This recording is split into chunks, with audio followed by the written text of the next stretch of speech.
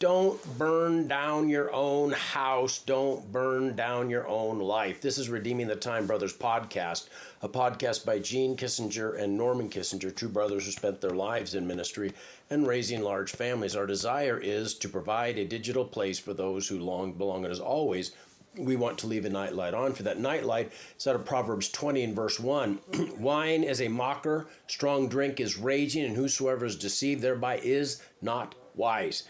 Sometimes the stories that teach us most are the ones that make us shake our heads and think, how in the world did that happen? Let me share one with you that's almost too wild to believe. Have you ever heard of the story of Waylon Prendergast? A Tampa, Florida man had been out drinking when he decided to rob a house on his way home.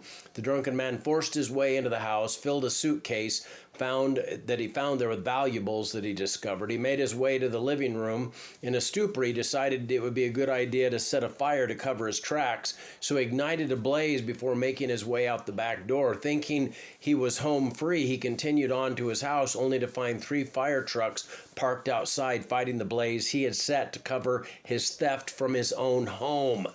I wish I could say that's just a made-up story to prove a point, but it really happened. And here's what strikes me about it. Waylon's story is a perfect picture of what sin does in our lives, especially when we're under the influence of something that clouds our judgment. The Bible doesn't pull any punches about alcohol. It says wine is a mocker and strong drink is raging. There aren't just poetic words. They're a warning. When we're deceived by drink, we can't trust our own decision-making. We end up doing things that hurt the very life we're trying to live.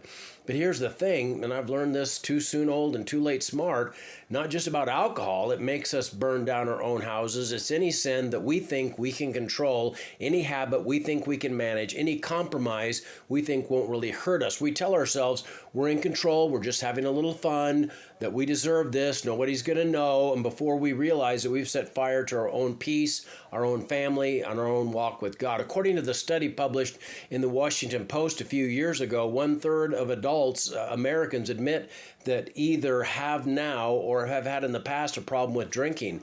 None of these people started out intending to become alcoholics or dependent on the next drink to make it through the day. That's where the path they set out leads.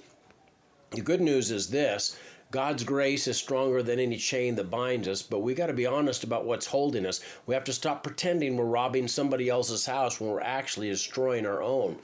The first step in freedom is recognizing the deception for what it is. So, are you playing with fire today? I want to encourage you to stop. God bless you. I love you, but Jesus loves you so much more. Have a great night.